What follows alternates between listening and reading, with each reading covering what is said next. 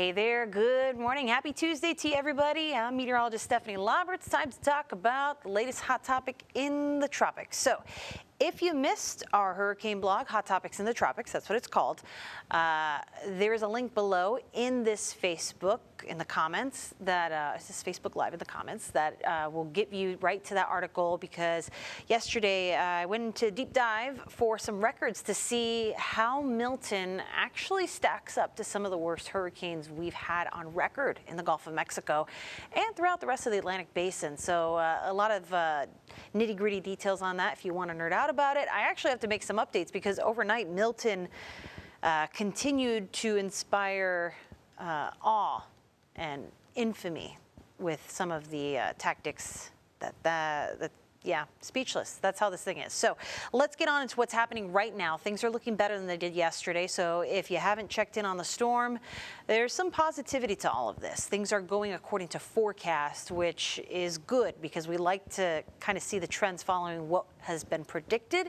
It gives us better confidence in the outcome when the storm eventually nears the Sunshine State. So a lot of you have been asking me questions. As your resident Florida woman here at KRIS 6 News, you have family, friends in Florida, and you're concerned as to how this storm may impact them. And yeah, everybody in the state of Florida is going to kind of notice some impacts from Milton, whether it's the way we feel it, which is along our coasts, our beaches. That's more of a panhandle of Florida kind of thing, or even the east coast of Florida, where they may have been seeing rainfall over the past few days, and what impacts Milton may bring when it's closer and actually crosses the peninsula. So let's dive right in with the very latest. Milton is still a beast of a storm. As of the latest advisory coming out at 7 o'clock this morning, it's still a potent Category 4 hurricane. The speeds, maximum sustained wind speeds, have decreased, though, significantly. Again, it's still a potent Category 4 storm, but those maximum sustained winds have dropped to 145 miles per hour. Still have those gusts to 190, so that's NASCAR speed right there to give you an idea. Benefit with this, those most severe, intense winds are right in the eye of this storm, right in the eye wall, and that's a pretty small radius. So the worst of it is likely being felt over the water right now, but that doesn't mean that our friends in the northern edge, northern coast of the Yucatan Peninsula are having a good day at all. Not a good Tuesday for our friends there. They're still feeling the impacts of those outer rain bands, and it's a rough go with this storm. So let's talk about what some alerts are looking like in Florida. We just saw some of those expanded to inland counties across the peninsula. So a hurricane warning shown here in red for both coasts of Florida, both the west and east coast. That's to be expected because, yeah, a hurricane is going to be moving through in the next 36 hours. So that's the warning. We always use the analogy of a cupcake watch is when we have the ingredients for cupcakes. A cupcake warning is when the cupcakes are here. They're coming out of the oven. That's the case with this storm. So hurricane impacts will be felt across the center of the peninsula. This thing pretty much right in the I-4 corridor if you're familiar with the Sunshine State. And so basically from Port St. Joe all the way around the Keys and up the Florida coast to the coast of Georgia and South Carolina under some kind of tropical alerts. I want to point out, though, why we have the view of satellite imagery. Notice how the storm, kind of that cloud structure, extends this way. Those are the westerly winds, west to east winds upstairs in the atmosphere, kind of pulling, dragging these clouds off to the east. They're moving from the west to the east, so it kind of pulls this apart. It's a little bit of shear.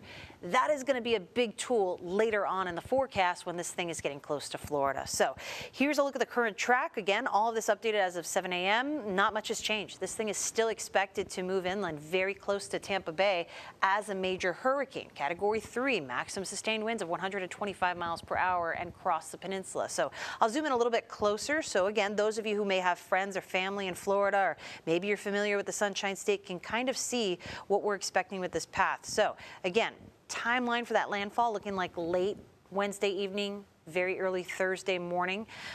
So yeah, we're drawing in on that time frame. And I don't like to ever focus on the center of the cone because the cone only tells you where the center of the storm, the eye of the storm, may go. So this is a huge distance from one part of Florida to the other. This could be anywhere from a Fort Myers problem to a Cedar Key problem. But the track has been pretty consistent with the center of the cone crossing Tampa Bay. That is a problem. Tampa Bay has not had a direct hit from a hurricane in decades. It has not had a direct hit from a hurricane anywhere near this strength, a major hurricane, in over 100 years, since the 1800s. So this is a pretty historic storm. It could be the storm of the century for the Tampa Bay area. And again, pretty much up the I-4 corridor that goes from Tampa to Daytona Beach.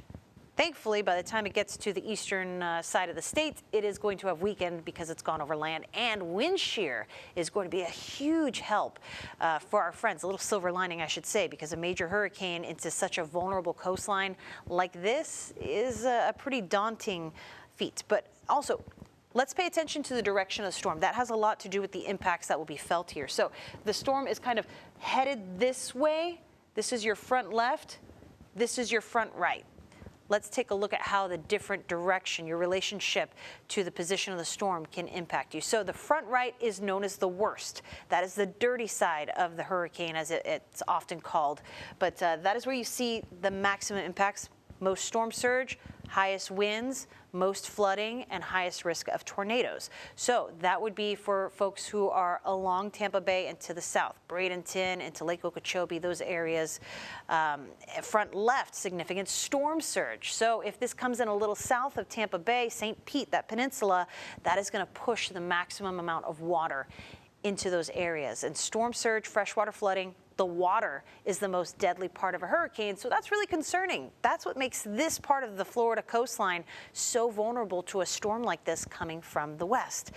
The back right, you have significant wind, and the back left is where you have the weakest impacts, but it's still really dangerous. So it's kind of a situation that makes you think a little bit about how different folks across the Sunshine State will be feeling those impacts. Now, let's look at some of the storm surge alerts, because again, storm surge is a big problem here. Remember, Milton is still north of the Yucatan Peninsula. It's still a good ways away from the Florida Peninsula, but we already have those alerts, storm surge warnings there in the darker shade of purple, storm surge watch in the lighter shades of pink that extend up the Georgia and South Carolina coastlines. But if we dive in closer, some of the projections for storm surge are really kind of scary for our friends along the Sunshine State. We'll start on the west coast. So from Cedar Key, doesn't look to be as daunting of a projection for that storm surge, which is inundation, seawater above ground level.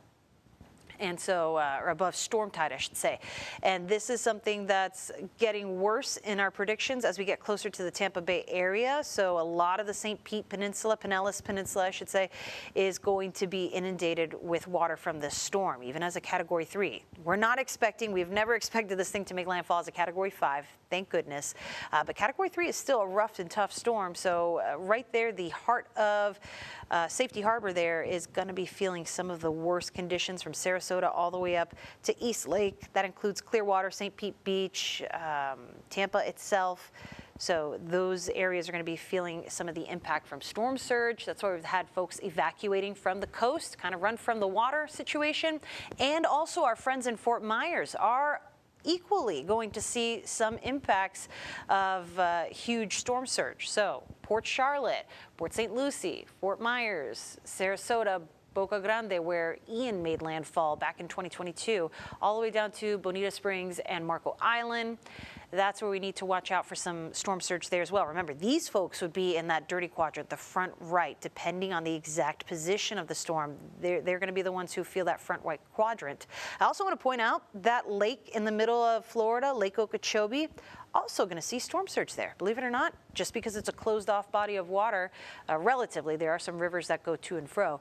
That is where we will also see some storm surge. And of course, on the east coast of Florida, from basically Cape Canaveral, Titusville, up the coast to Jacksonville through St. Simon's Island, Charleston, South Carolina, also going to feel some impacts from storm surge. Not as bad as the west coast, though, as you might imagine. This storm is just going to push the Gulf of Mexico waters right up against the west coast of Florida, and that's what makes it so kind of, like I said, daunting. So Milton is our fourth major hurricane of the season. If you want to know some of the stats on how this stacks up against some of the worst storms in history, again, click the link below in the comments.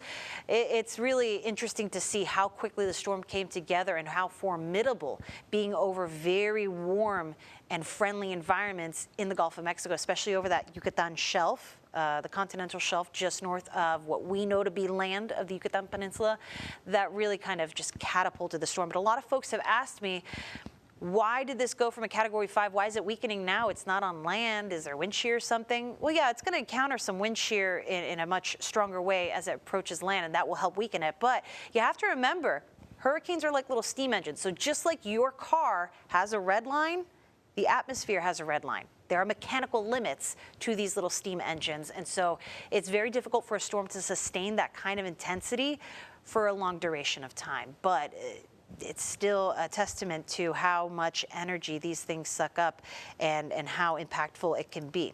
So for us here locally, I want to let you know, although we're not experiencing direct impacts from Milton along our coast, we have a coastal flood advisory in effect until Thursday night at 7 p.m. Small craft advisory south of Baffin Bay. But again, rough conditions along the beaches and on our coastline. We have gorgeous weather in our forecast. And if that calls you out to the coast, I need you to be careful. Check kristv.com/beach conditions for the very latest. You can even see the city's cameras that they have out at the coast and get a visual representation of how it's going to look. But for today's forecast on the beaches, we are looking at a situation where it's going to be really nice if you're on the sand. High risk of rip currents, though. So please don't be fooled by the beautiful situation out on the coast. You need to be careful. And then there's one more thing that I wanted to mention, because I saw this kind of going crazy on the internet. So a lot of folks are saying, this is madness. The track of the storm is so unusual. But is it? Let's talk about what we expect from the tropics in October. We've mentioned this a couple times this week. So there are certain tracks that we tend to see tropical trouble take depending on the month of hurricane season. This is perfectly normal for October. Now, to have this brewing kind of in the Gulf of Mexico and head that way, maybe that's not as common. Usually we see this with storms that bubble up in the Western Caribbean, but this is still something that makes sense. We start to get into fall, and the weather pattern across the U.S., we get westerlies, those winds upstairs in the atmosphere that move from the west to the east coast. And so that's what helps push cold fronts down into South Texas. Think about it. We had our first one already. Get all the way to the valley. That's impressive. So these same kind of systems that move across the U.S., the timing is what's important, but generally in October, that's enough to keep tropical trouble moving on a northeast path away from us. We also tend to see sea surface temperatures decreasing, but I can tell you the Gulf of Mexico is still lava out there. So that is why Milton had such an easy time becoming a beast. So while we are not going to get a strong cold front this week, we are going to have some beautiful weather, and it's a lot better than how the weather pattern is shaping up for our friends across the East Coast. So very quickly, I'm going to take a couple of questions if you guys have any, and try to give you all some peace of mind, because I know a lot of us Texans have friends and loved ones in Florida that we've been wondering about. And just want to keep you guys up to date on the very latest. I am not seeing any questions in the chat, but this Facebook Live will be up. Obviously, we're not taking it down. It's going to be up for a while. So if you have questions, you can drop them down on the chat. I'll check back throughout today and try to get some questions answered for you, whatever I see in here. But again, yeah, things still looking pretty formidable with this storm. If you have friends in the Sunshine State, please tell them to listen to their local officials, check in with their National Weather Service office locally to them, and stay on top of the storm. The time to prepare for them is dwindling. And so any last minute preps, decisions to leave or stay, go to a shelter, stay home, any of that needs to be done today. So pass that message along. For now, I will leave you all to the rest of your Tuesday, and we'll see you back here on KRIS 6 News at noon. Bye, everybody.